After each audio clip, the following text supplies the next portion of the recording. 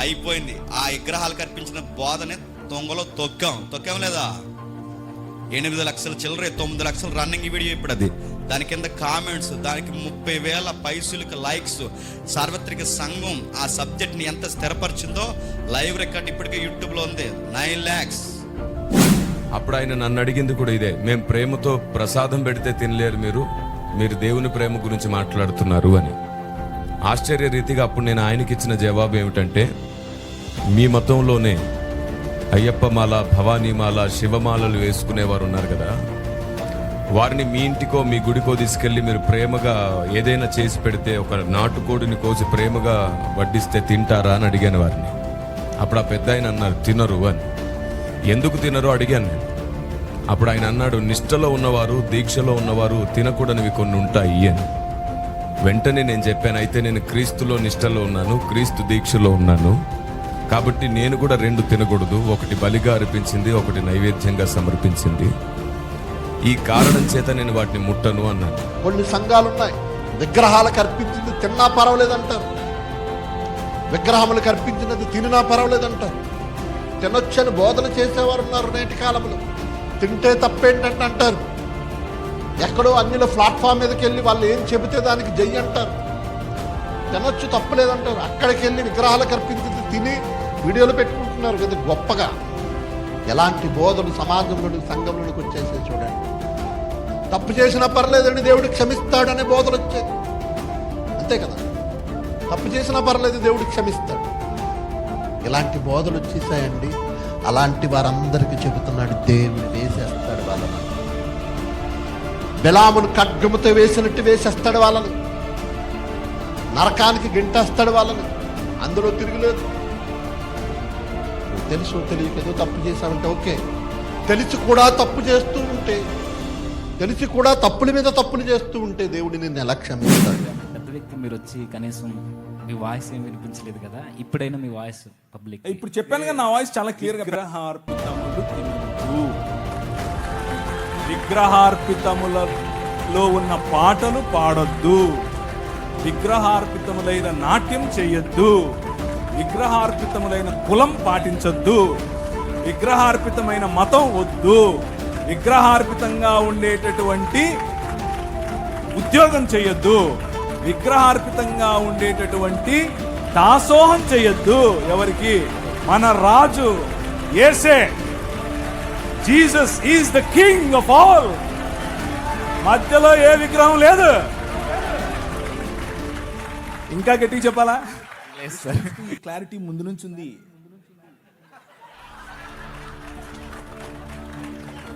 లేదని మీరు అనుకుని నేను తప్పు చెప్పానా సార్? ముందు నుంచి ఉంది, ఇది అందరికీ తెలిసింది. లేదు అని మీరు అనుకుని దాని మీద చర్చ చేసి మళ్ళా ఉందని తెలిసి మళ్ళా లేదని చెప్పి ఇప్పుడు నాతో చెప్పిస్తున్నారు. మీరు చెప్పండి, తినచ్చా తినద్దా? తెలుసండి వాళ్ళకు.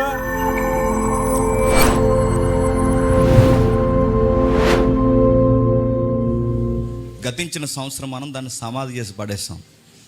విగ్రహాలకు అర్పించింది బైబిల్ రికార్డ్స్ ప్రకారం తినకూడదు. దాన్ని వెనకేసుకొచ్చిన వాడు జేజమ్మైనా, దాన్ని వెనకేసుకొచ్చిన వాడు ఎవడైనా, ఆడు ఎంత పెద్ద నోరున్నవాడైనా సరే దాని ముందు నిలబడ్డాం, ఫైట్ చేసాం, సమాధి చేసాం. పోయింది. ఆ విగ్రహాలకు అర్పించిన బోధనే దొంగలో తొక్కాం లేదా? 8 లక్షల చిల్లర, 9 లక్షల రన్నింగ్ వీడియో ఇప్పుడు అది. దాని కింద కామెంట్స్, దానికి 30,000 పైసలకు లైక్స్. సార్వత్రిక సంఘం ఆ సబ్జెక్ట్ని ఎంత స్థిరపరిచిందో లైవ్ రికార్డ్ ఇప్పటికే యూట్యూబ్లో ఉంది. 9 lakhs. ఇద్దరు మాట్లాడిన దాని గురించి నేను మాట్లాడబోతున్నాను. మేబీ ఇది ఇద్దరి మధ్యలో ఉన్న వివాదాన్ని కడతీర్చే అవకాశం ఉండొచ్చు. ఇద్దరికి సంబంధించిన విషయం ఇది. వెళ్ళిరండి. సో వినేవారు జాగ్రత్తగా వినండి విషయాన్ని. ఒకరు ప్రసాదం తినకూడదని, ఇంకొకరు తినవచ్చని ఆయా సందర్భాలను గూర్చి మాట్లాడుతున్నారు కదా. నా జీవితంలో కూడా ఇలాంటి ఒక సందర్భం ఎదురైంది. నేను సువార్త చేస్తున్న రోజుల్లో, అంటే దాదాపుగా ఒక 14 సంవత్సరాల క్రితం నా అనుభవం అన్నమాట అది. ఒక గ్రామంలో నేను సువార్త కాలినడకన వెళ్ళి సువార్త చేస్తున్నాను. అప్పుడు పెద్ద ఆయన నన్ను కాలర్ పట్టుకొని వచ్చి అడిగాడు, మీరు మా ప్రాంతంలో ఆచారాలు సాంప్రదాయాలు మారుస్తున్నారు, మతం మారుస్తున్నారు అని. నేను ఈ విషయాన్ని యూట్యూబ్లో చాలాసార్లు చాలా విషయాల్లో చాలా సందర్భాల్లో పెట్టాను. కానీ ఇది మంచి అవకాశం. ఈ రెండింటిని కూడా నేను సరిగ్గా బ్యాలెన్స్ చేయగలిగేటట్లు ఈ విషయాన్ని మీకు అర్థమయ్యేటట్టు చేస్తాను. అప్పుడు ఆయన నన్ను అడిగింది కూడా ఇదే, మేము ప్రేమతో ప్రసాదం పెడితే తినలేరు మీరు దేవుని ప్రేమ గురించి మాట్లాడుతున్నారు అని. ఆశ్చర్యరీతిగా అప్పుడు నేను ఆయనకి ఇచ్చిన జవాబు ఏమిటంటే, మీ మతంలోనే అయ్యప్ప మాల, భవానీ మాల, శివమాలలు వేసుకునేవారు ఉన్నారు కదా, వారిని మీ ఇంటికో మీ గుడికో తీసుకెళ్ళి మీరు ప్రేమగా ఏదైనా చేసి పెడితే, ఒక నాటుకోడిని కోసి ప్రేమగా వడ్డిస్తే తింటారా అని అడిగాను వారిని. అప్పుడు ఆ పెద్ద ఆయన అన్నారు తినరు అని. ఎందుకు తినరు అడిగాను నేను. అప్పుడు ఆయన అన్నాడు, నిష్టలో ఉన్నవారు, దీక్షలో ఉన్నవారు తినకూడనివి కొన్ని ఉంటాయి అని.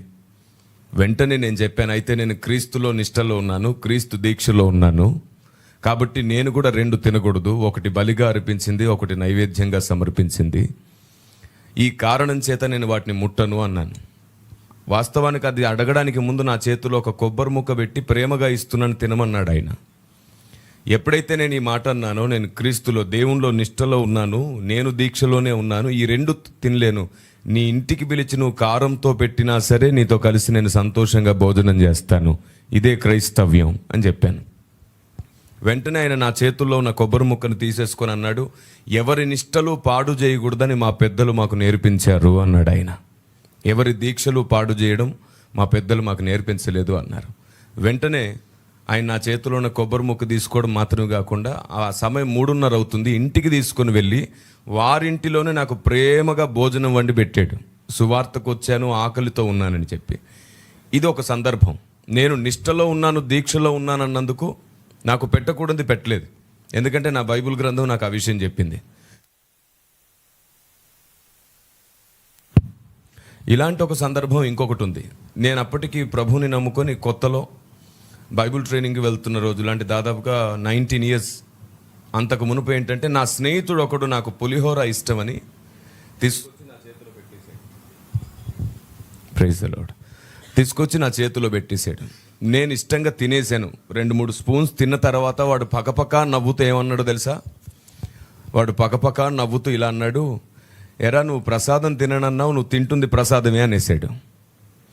అప్పటి వరకు నేను ఇష్టంగా 2-3 స్పూన్స్ తినేశాను. తినేసిన తర్వాత అన్నాడు అది ప్రసాదం అని.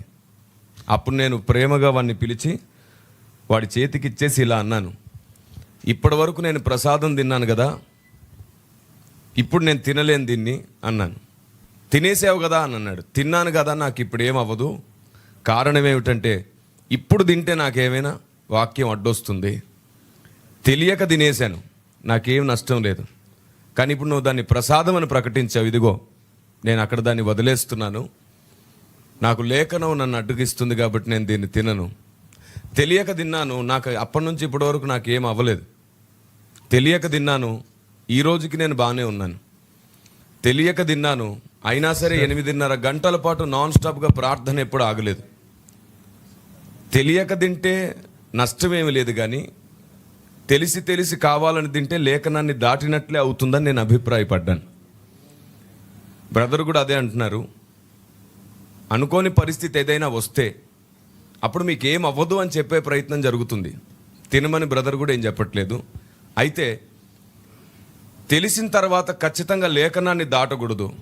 క్రైస్తవుడు తన నిష్టను, తన దీక్షను ఈ భారతదేశానికి ప్రకటించాలి అని తమ్ముడు చెప్తున్నాడు. మీకు అర్థమైంది కదా? రైట్. మా టైం మీకు తీసేసుకోకండి, చాలు, మాకు చాలా ఉన్నాయి మాట్లాడుకో. ఇంకొక నిమిషం మళ్ళీ చెప్తున్నాను, కంక్లూజన్ ఇస్తున్నాను. ఈ విషయం క్లియర్గా వినండి. తెలిసి తినాల్సి వస్తే మన దీక్షను ప్రకటించండి. భారతదేశానికి ప్రత్యేకత, సమర్పణ, మారు మనసు ఇలాంటి మాటలు చెప్తే అర్థం కావట్లేదు. మారు మనసు పొందినోడికే చాలా విషయాలు అర్థం కావట్లేదు. ఈ కారణం చేత బ్రదర్ చెప్పిన దాన్ని కూడా ఒక కోణంలో అర్థం చేసుకుంటూ, తమ్ముడు చెప్పిన దాన్ని కూడా ఇంకో కోణంలో అర్థం చేసుకుంటూ బ్యాలెన్స్ చేసే విధానం ఏదైనా ఉందంటే ఇది మాత్రమే. తెలియకుండా ఏదైనా మీ ముందుకు వస్తే ప్రార్థన దాన్ని పరిశుద్ధపరుస్తుంది, ధైర్యంగా తినొచ్చు. తెలిసి ఏదైనా వస్తే లేఖనాన్ని దాటకండి, క్రీస్తులో మన దీక్షను, మన నిష్టను ప్రకటించండి. ఇది థ్యాంక్ యూ. అప్పటి నుంచి వారిద్దరి మధ్యలో జరుగుతున్న వివాదానికి ముగింపు ఇదే. అయితే ఇదే అంగీకరిస్తే ఎలాంటి నష్టం క్రైస్తవ్యానికి ఉండదు. ఉదాహరణకు ఒక ఒక ఒక ఒక హిందూ మిత్రుడు ఉన్నాడు, లేకపోతే ముస్లిం మిత్రుడు ఉన్నాడు. ముస్లిం మిత్రుడు వాళ్ళ ఇంట్లో పండుగ చేసుకుంటున్నారు, రంజాన్ పండుగ చేసుకుంటున్నారు. పండుగ చేసుకుని ఇఫ్తార్ పార్టీకి పిలిచాడు. ఇఫ్తార్ భోజనం పెడుతున్నాను రండి అని పిలిచాడు. ఇఫ్తార్కి వెళ్ళి భోజనం చేయడంలో ఇబ్బంది ఏమీ లేదు. అలాగే ఈరోజు కనుమ. ఈ కనుమ దినాన మన హైందవ మిత్రులు వాళ్ళ ఇంట్లో మామూలుగా దాన్ని ఏమంటారు, మా ఊళ్ళల్లో అయితే అలసంద వడలు చేస్తారు. అలసంద వడలు, మంచి కోడి కూర చేస్తారు. పిలుస్తారు. పిలిచినప్పుడు వాళ్ళ ఇంటికి వెళ్తాం, వాళ్ళతో కలిసి భోజనం చేస్తాం, తప్పేమీ లేదు. అలాంటి విందులు, అలాంటి భోజనం తప్పు కాదు. కానీ ఇక్కడే కొంచెం జాగ్రత్త వహించాలి. ఏంటంటే, మేము మీ ఇంటికి వచ్చినప్పుడు మీరు కేక్ పెడితే తిన్నారు, మేము మీ ఇంటికి వస్తాం, మీరు భోజనం పెడితే తింటాం, అంతవరకు ఓకే. కానీ మీరు కేక్ పెడితే మేము తిన్నాం, మేము ప్రసాదం పెడితే మీరు తినండి అంటే ప్రాబ్లం. ఏంటి ఆ ప్రాబ్లం? కేక్ మనం ఏది ప్రసాదంగా పంచం. ఎప్పుడు ఎవరైనా పంచుతున్నారు మీరు? మనమేం పంచం. మన దగ్గర ప్రసాదాలు లేవు. మనం ప్రసాదాల బ్యాచ్ కానే కాదు. మనం ఒక బల్ల పెడతాం, ఆ బల్ల క్రీస్తు శరీరం, అది ప్రసాదం కాదు. అది వచ్చి తింటే రోగాలు పోతాయి, అది వచ్చి తింటే దేవుడు బ్లెస్సింగ్స్ ఇస్తాడు, ఇలాంటి ఏం లేవు మనకి. ఇది దేవుని బల్ల. మనందరము ఒక్క సమాజం, మనలో అందరిలో ఒకే రక్తం ప్రవహిస్తుంది. ఆయన మన కోసం తన శరీరాన్ని విడిచాడు అన్నటువంటి ఆయన విమోచన కార్యాన్ని జ్ఞాపకం చేసుకునే, కేవలము బాప్తీసము పొందిన ఆయన అనుయాయులైన, ఆయన శిష్యులైన వారికి మాత్రమే పెట్టబడిన బల్ల. అది ఎవరికి పంచంగా మనం పంచం. అలాగే వారి దేవీ దేవతలకు అర్పించిన వాటిని తీసుకోము కూడా. మనం పంచము, వారిస్తే తీసుకోము. చాలా క్లియర్గా చెప్తున్నానా? మనం పంచేది లేదు, వాళ్ళు ఇస్తే తీసుకోవాల్సిన అవసరము లేదు. అలాగని చెప్పి అవతల వారు నొప్పించాల్సిన అవసరం ఏమీ లేదు. ఎందుకు నొప్పించాలి? దయ్యానికి పెట్టావు, నువ్వు రాయికి పెట్టావు, నువ్వు రప్ప, ఈ స్టేట్మెంట్స్ అన్నీ అక్కర్లేదు. అది కరెక్ట్ కాదు. అలా చెప్పటం వల్ల అవతల వ్యక్తిని పోగొట్టుకుంటాం. అలా మనం దురుసుగా ఉండకూడదు. చాలా సున్నితంగా మాట్లాడచ్చు. సోదరా, చాలా థ్యాంక్ యూ, మీ భక్తి భావాన్ని నేను మెచ్చుకుంటున్నాను, మీలో ఇంత భక్తి ఉంది, చాలా సంతోషం, మీరు నన్ను కూడా గౌరవిస్తూ మీరు ఏదో ఇస్తున్నారు, కాకపోతే మిమ్మల్ని నేను గౌరవించాలి కదా. నేనేదో ఇది స్వీట్ తిన్నట్టు తిన్నాను అనుకోండి, అది మీకు నొచ్చుకుంటారు మీరు. అలా వద్దు. నేను నా విశ్వాసంలో ఇలాంటి విగ్రహార్పితములు తీసుకోవద్దు అని చెప్పారు కాబట్టి నన్ను దయచేసి ఏం అనుకోకే. కానీ నీతో పాటు రావాలా? వస్తా. ఎక్కడికి వెళ్దాం చెప్పు. మీ ఇంటికి వద్దామా? భోజనం చేద్దామా? చేస్తా చెప్పు. ఇలా మనం స్నేహాన్ని పెంచుకోవచ్చు. కానీ సత్యాన్ని కూడా చెప్పాలి. సత్యం చెప్తూ స్నేహాన్ని పెంచుకోవాలి. వాళ్ళేం నొచ్చుకోరు. ఒక్కసారి గనక మనము తగ్గింపుతో, నిజమైన మనస్సుతో వాళ్ళను, మన సహోదరులను యాక్సెప్ట్ చేస్తూ వాళ్ళని ఈ విషయం చెప్పి, మేము ఎలాగైతే మీకు బల్ల పంచమో అలాగే మీరు కూడా నాకు ఇది ఇవ్వకండి అని చెప్పటం వల్ల తప్పేమీ లేదు. అలా చెప్పిన తర్వాత వారితో కలిసి బయటికి వెళ్ళారు, ఒక రెస్టారెంట్కి వెళ్ళారు. ఆ రెస్టారెంట్లో వాడు ఎవరికి సమర్పించాడో మనకు తెలీదు. అది హలాల్ చేసి పట్టుకొచ్చాడా, కోషర్ చేసి పట్టుకొచ్చాడా, లేకపోతే ఏదైనా రాయి దగ్గర పెట్టాడా, లేకపోతే ఇంకేదైనా చేసి వచ్చాడా, అది మనకు తెలీదు. డబ్బులు ఇవ్వాలి, కొనుక్కోవాలి, ఇద్దరం కలిసి ఛాయ్ తాగాలి, బిర్యానీ తినాలి, ఎవరిలో కలుపుకోవాలి. అది ప్రసాదం ఏం కాదు. మీకు అర్థమవుతుందా నేను చెప్పేది? సో అందులో ఏం కెమికల్ లేదు, అందులో ఏదో వేరే శక్తులు వచ్చి మీకు పట్టేటి ఏమీ లేవు. కానీ ఎప్పుడైతే మీరు ఇది మా దేవునికి అర్పితమైనటువంటి భోజనము, ఇది మీరు తింటే మీకు లబ్ధి, ఇది మీకు మంచిది, ఇది ప్రసాదము అని మీకు ఇస్తారో, అప్పుడు దాన్ని ఏకీభవించి వారితో, అవునా నాకు కావాలి అని మీరు ఎప్పుడైతే వారితో ఏకీభవిస్తారో, అప్పుడు మీరు వారి భావజాలంతో ఏకీభవించినట్లు.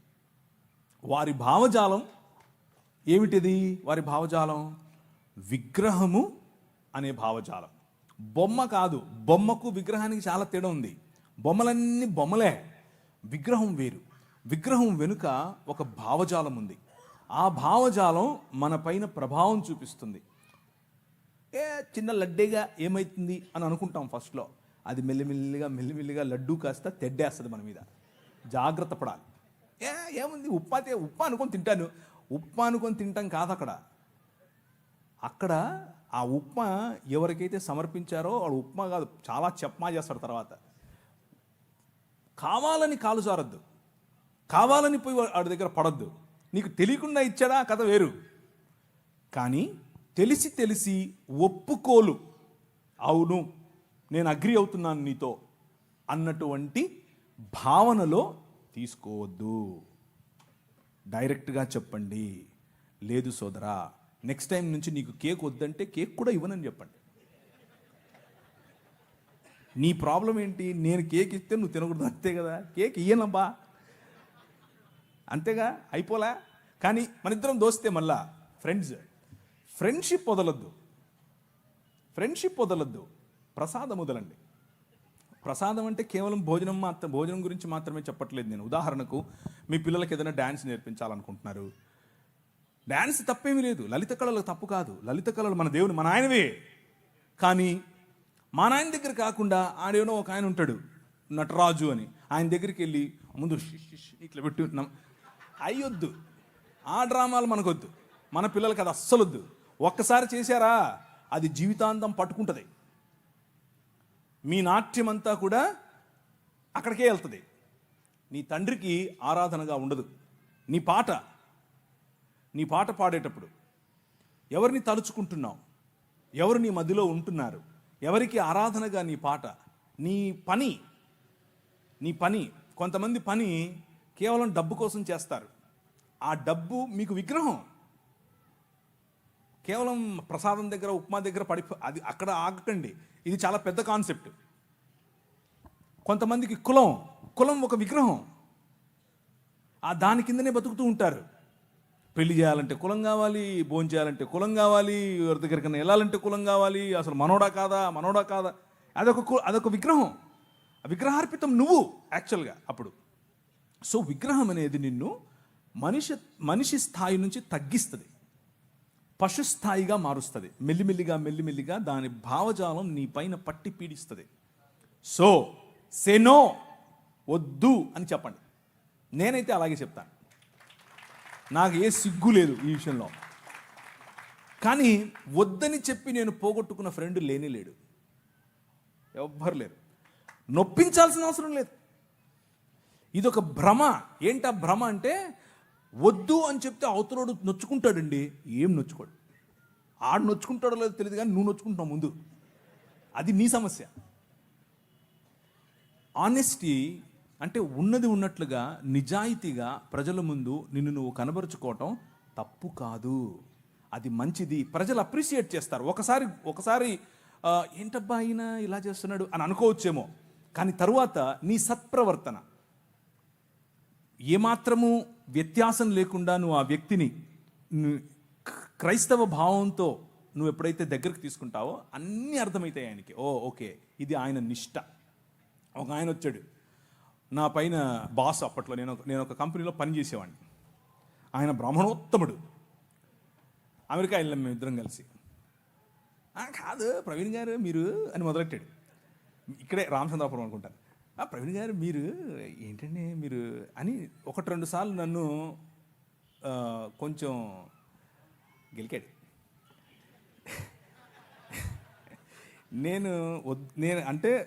నేను చాలా చాలా స్నేహంగా ఉంటాను ఆయనతో, కానీ ఆయన దానికి విలువ ఇవ్వాల. దానికి చేయండి, ఏం కాదు చేయండి అన్నట్లు నా వెంట పడ్డాడు. సరే కూర్చో అని చెప్పి ఒకరోజు, అసలు నువ్వు ఎలాగండి బ్రాహ్మణోత్తరువి అని అడిగాను. ఎందుకు అన్నాడు. నువ్వు అసలు సముద్రాలు దాటకూడదు కదా, 7 దాటి వచ్చావు, ఇప్పుడు ఎట్లయితావు నువ్వు అని అడిగా. భావజాలం గురించి మాట్లాడుతున్నా. నేంటండి నేను ఇచ్చింది తినడానికి ఇన్ని క్వశ్చన్లు ఎత్తనావు అన్నాడు. అలా కాదండి, మీరు ఇచ్చింది ఊరికే తీసేసుకోవటం కాదు, అసలు ఏంటి దాని వెనక ఉంది అని అడిగితే మీరు నాకు ఇది చెప్పారు, మరి మీరు చెప్తున్నది పాటించట్లేదు కదా అని అడిగాను. లేదండి మరి మేము చాలా స్వచ్ఛమైన ఇది అది అని ఏదో చెప్పాడు. ఏం తింటారో ఏం కలుపుతారో చెప్పారు. సరేనండి నేను కూడా తింటానులేండి, ఓ పని చేద్దాం, రేపు మా ఇంట్లో బీఫ్ బిర్యానీ వండుతున్నాను వచ్చేయండి అన్నాను. ఏంటండి అలా అంటారు మీరు అన్నాడు. అంటే భోజనం అండి బాబు, మేము తినే భోజనం భలే ఉంటుంది, ముక్క తగిలితే సూపరు అన్నాను.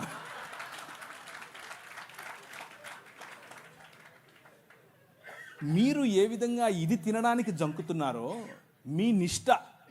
మీ నిష్టలో ఇది తినకూడదు అన్నది మీ భావన, తినరు. అలాగే మా నిష్టలో అది తినకూడదు అన్నది భావన, దాన్ని అర్థం చేసుకోండి. అంతేగాని పద్దానికి వచ్చి మీరు ఇలా క్వశ్చన్ చేస్తే నేను కూడా క్వశ్చన్ చేయాల్సి వస్తుందని చెప్పాను. బీఫ్ బిర్యానీ సూపర్ ఉంటుంది, దోశ వేసి పెడతా అన్నాను. బీఫ్ వండి దోశ బీఫ్ ఏంటండి ఆ కాంబినేషన్ ఏంటంటే, నేను అన్నాను భలే ఉంటుందండి బాబు, మీకు తెలియదు సూపర్ ఉంటుంది. ఇంకా మా ఊళ్ళల్లో సంగటి చేస్తారన్నాను. సంగటి ఆయనకి తెలియదు, అర్థం కావట్లేదు ఆయనకి, సంగటి ఏంటి అంటున్నాడు. అంటే కడపకు రండి ఒకసారి, బీఫ్ వేసుకుని సంగటి వండుకుని దాంట్లో నెయ్యి పోసి తింటే సప్పా సూపర్. ఆయన తట్టుకోలేక చెవులు మూసుకెళ్ళిపోయాడు. టచ్లోనే ఉన్నాడు, ఇంకా ఫ్రెండే కానీ అర్థం చేసుకున్నాడు. ఆయన నన్ను పెస్టర్ చేయటం, నన్ను ఒత్తటం, నన్ను కావాలని ఒత్తేది నేను ఒత్తితే ఎలా ఉంటుందో అర్థం చేసుకుని ఆపేసాడు. సో ఫ్రెండ్షిప్ మంచిది, ప్రజలను కోల్పోవద్దు, కానీ నీ విశ్వాసం అంతకంటే ముఖ్యం. నీ విశ్వాసం అంతకంటే ముఖ్యం.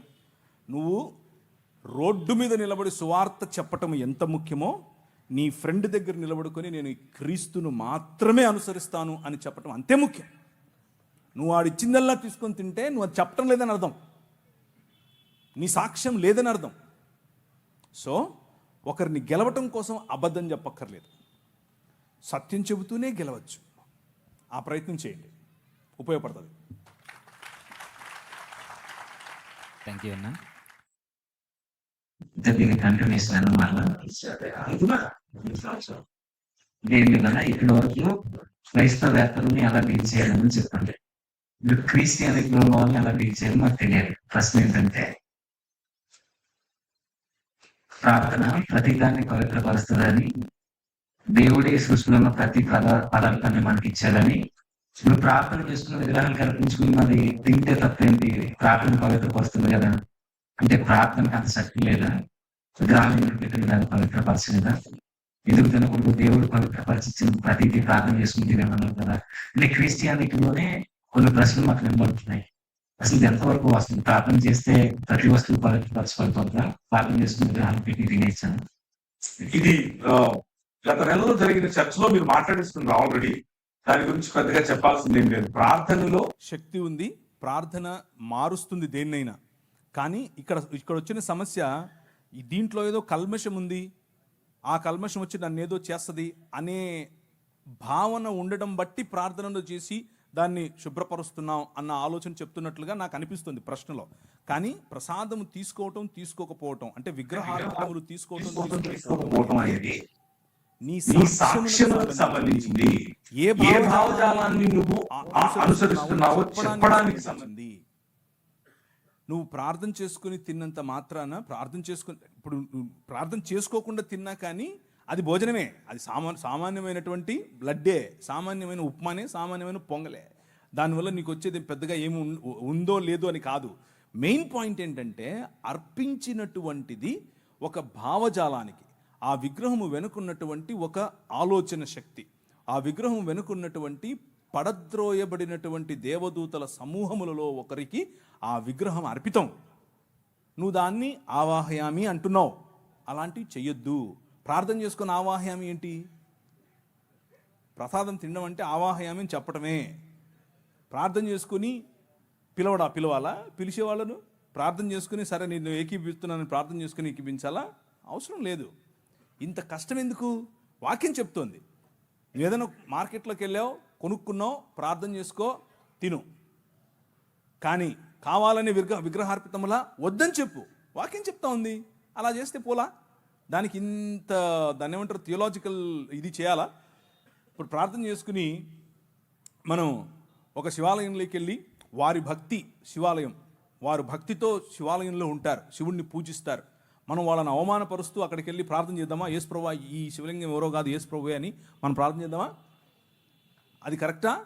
అది వారిని అవమానించినట్లు, మన విశ్వాసాన్ని మనం చాటనట్లు. అలా చేయకూడదు.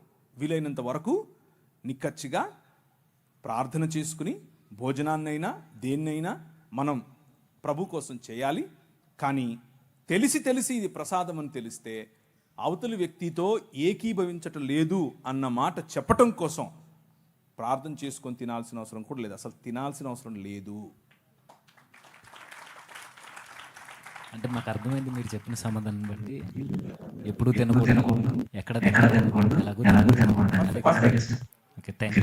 అంటే ఎవరు కూడా ఓకే సార్, అవసరం అసలు లేదు. లేదు. మనకు థ్యాంక్ యూ. తెలిసి కావాలి. అదొకటి అదొకటి యాడ్ చేయాలి. అయితే ఒక ఒకసారి మరి ఇదే ఇదే విషయం ఆ రోజు మీరు డిబేట్ ప్రస్తావించలేదు. నేను నేను వచ్చిన వచ్చినందుకు కాదు కదా. అంటే ఒకవేళ అది పిలవని నేను వచ్చినందుకు కాదు. నన్ను ఎందుకు పిలిస్తే మీరు అదే అదే చేసిపోయాను. మీరు నన్ను ఇప్పుడు నేను వచ్చినప్పుడు మీ ఒపీనియన్ చెప్పండి చెప్పేవాడిని. మీరేమో బాండ్ పేపర్లు పట్టుకొచ్చి సైన్ పెట్టించుకుంటారు నాతో. వీళ్ళండి సామాన్యులు కాదు వీళ్ళు. ఆ కోర్టు రూమ్లో నేను కూర్చోబెట్టినట్టు బాండ్ పేపర్లు పట్టుకొచ్చారు, సైన్ పెట్టించారు నాతో. అమ్మో మామూలు వాళ్ళు కాదు వీళ్ళు. సరే అని చెప్పి సైన్ పెట్టి నేను గమ్మున నవ్వుకుంటూ అందరినీ సెట్ చేసుకుని వెళ్ళిపోయాను నా పని చేసుకుని. నేను మీరు పిలిచిందే చేశాను. ఇప్పుడు పిలిచింది దేనికి? డైరెక్ట్ మిమ్మల్ని. అప్పుడు చేతులా? అవును సార్. అయితే ఆ బాండ్ పేపర్ తీసుకొచ్చింది మేం కాదు సార్, అటు నుంచి వచ్చాయి. నాకేం తెలుసండి అది నువ్వు తెచ్చావా ఎవరు తెచ్చారు నాకేంటి? ఆడ ఉందా లేదా? అక్కడికి వచ్చే వరకు కూడా తెలియదు సార్ బాండ్ పేపర్లు ఉన్నాయన్న సంగతి. అది నాకు ఒకవేళ ఒకటి సార్, నేనేం మాట్లాడాలి? ఒకటి సార్, ఒకవేళ నేనేం మీకు మాట్లాడలేదు ఇప్పుడు. ఆ రోజు మీకు అవకాశం ఉంటే ఇదే విషయాన్ని 100% నిర్మోహమాటంగా చెప్తాను. ఎక్కడైనా చెప్తాను, ఎప్పుడైనా చెప్తాను. అది కావాలి సార్, నిర్మోహమాటంగా చెప్తాను. అది ఇప్పుడు కాదు ఎప్పుడైనా చెప్తాను, చెప్తూనే వస్తున్నాను. అది నాకు ఏమాత్రం ఇబ్బంది లేదు ఆ విషయంలో. ఇది నా స్టాండ్ పాయింట్. సరే సార్, డిబేట్ని బట్టి ఇప్పుడు మిమ్మల్ని డైరెక్ట్గా అడుగుతున్నా సార్. అసలు పబ్లిక్ మీరు ఏ క్లారిటీ ఇవ్వాలనుకుంటున్నారు ఆ డిబేట్ విషయంలో, ఆ జరిగిన డిబేట్ విషయం? No comments. ఏం మాట్లాడకూడదని మీరు సైన్ పెట్టించుకున్నారు నాతో. వీళ్ళు సైన్ పెట్టించుకున్నారండి బాబు. ఇది అయిపోయిన తర్వాత ఏం మాట్లాడకూడదని సైన్ పెట్టించుకున్నారు. ఇప్పుడు మళ్ళీ అడుగుతావేంటి? No comments. సైన్ పెట్టించుకున్నది వాళ్ళు సార్, మాకు సంబంధం లేదు ఆ విషయం. ఇప్పుడు అడిగేది నేను సార్. అయినా మీరు నేను పెట్టలేదులేండి. నేను పెట్టలేదులేండి. కానీ ఇప్పుడు మీరు అడిగేది ఏంటి? ఏం లేదు సార్. ఇప్పుడు మీరు అంత పెద్ద వ్యక్తి, మీరు వచ్చి కనీసం మీ వాయిస్ ఏం వినిపించలేదు కదా. ఇప్పుడైనా మీ వాయిస్ పబ్లిక్. ఇప్పుడు చెప్పాను కదా, నా వాయిస్ చాలా క్లియర్గా. పెద్ద వ్యక్తిని కాదు నేను, ఫస్ట్ విషయం. అది కట్. రెండు అంటే వయసులో పెద్ద అంటున్నావా, ముసలోడు అంటున్నావా నన్ను? ఇప్పుడే అయ్యగారితో ఆశీర్వాదం తీసుకున్నాను. అయ్యా మీలాగా నేను 90 ఏళ్ళు బతకాలి అని ఆశీర్వాదం చేయండి. ఇచ్చారు కదా తల మీద చేయబెట్టి. సో నా స్టాండ్ ఇదే. విగ్రహార్పితములు తినద్దు. విగ్రహార్పితములలో ఉన్న పాటలు పాడొద్దు. విగ్రహార్పితములైన నాట్యం చేయొద్దు. విగ్రహార్పితములైన కులం పాటించొద్దు. విగ్రహార్పితమైన మతం వద్దు. విగ్రహార్పితంగా ఉండేటటువంటి ఉద్యోగం చేయొద్దు. విగ్రహార్పితంగా ఉండేటటువంటి దాసోహం చేయొద్దు. ఎవరికి? మన రాజు యేసే. Jesus is the king of all. మధ్యలో ఏ విగ్రహం లేదు. ఇంకా గట్టిగా చెప్పాలా? లేదు సార్, ఇంతకన్నా ఏమవుతుందన్నా. మీ నుంచి ఇదే కోరుకున్నాం మేము. ఎందుకంటే మీలాంటి వారు మాట్లాడితే ఈ క్రిస్టియన్ సొసైటీకి ఒక చక్కని సమాధానం దొరుకుతుందని మీరు మాకు ఇచ్చిన స్వేచ్ఛలో నేను ఈ మాట్లాడడం జరిగింది. ఇంకొక విషయం ఏంటంటే, యాక్చువల్గా క్రిస్టియన్స్కు ఈ క్లారిటీ ముందు నుంచి ఉంది.